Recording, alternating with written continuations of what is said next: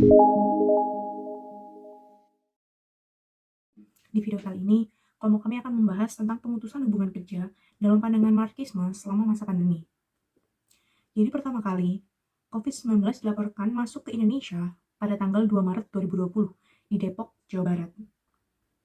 Pada tanggal 27 Maret, Dedion Supriyono, Wali Kota Tegal, Provinsi Jawa Tengah, mengumumkan bahwa kota yang dipimpinnya akan menerapkan kebijakan penguncian lokal atau lockdown.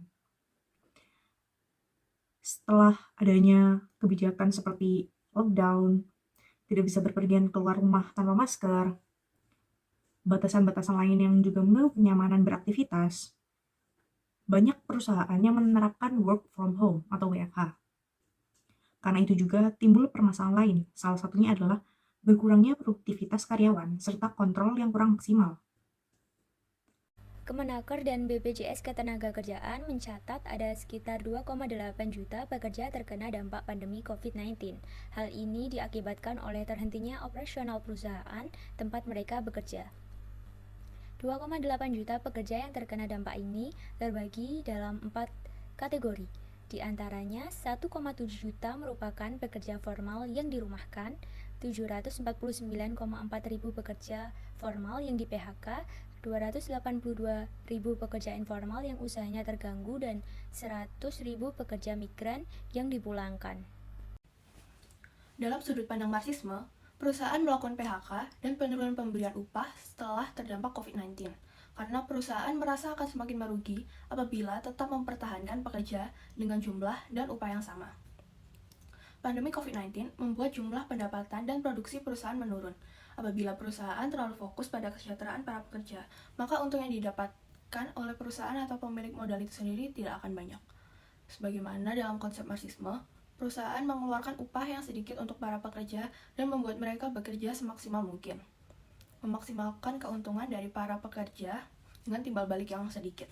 Terlebih lagi, peraturan selama pandemi COVID-19 membuat pekerja memiliki jam kerja yang lebih sedikit, sehingga perusahaan tidak akan dapat mengeksploitasi mereka sebagaimana yang biasa dilakukan sebelumnya. Pandangan para pekerja terhadap perusahaan tidaklah penting bagi perusahaan atau pemilik modal. Yang terpenting adalah keuntungan yang diterima oleh perusahaan dan pemilik modal. Dampak dari pandemi COVID-19 ternyata juga mempengaruhi penurunan jumlah permintaan, sehingga beberapa perusahaan melakukan pengurangan tenaga kerja atau PHK.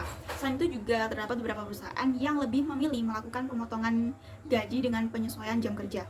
Nah, jika kita memandang dari teori Karl Marx, hal ini merupakan sebuah ketidakadilan bagi kaum pekerja, atau bisa menjadi sebuah ketidakadilan bagi kaum pekerja karena mereka merasa dirugikan oleh kebijakan perusahaan.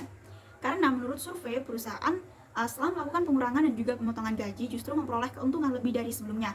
Hal ini sama saja dengan perusahaan berusaha memaksimalkan keuntungan sambil memberikan upah serendah-rendahnya kepada pekerja. Dan karena para pekerja memiliki sedikit kepentingan pribadi dalam proses produksi, mereka tersingkirkan dan membenci pemilik modal dengan melakukan protes dan juga demonstrasi. Nah, inilah yang menjadi tujuan utama adanya teori Marx ini, yaitu untuk memberontak kaum berjuis.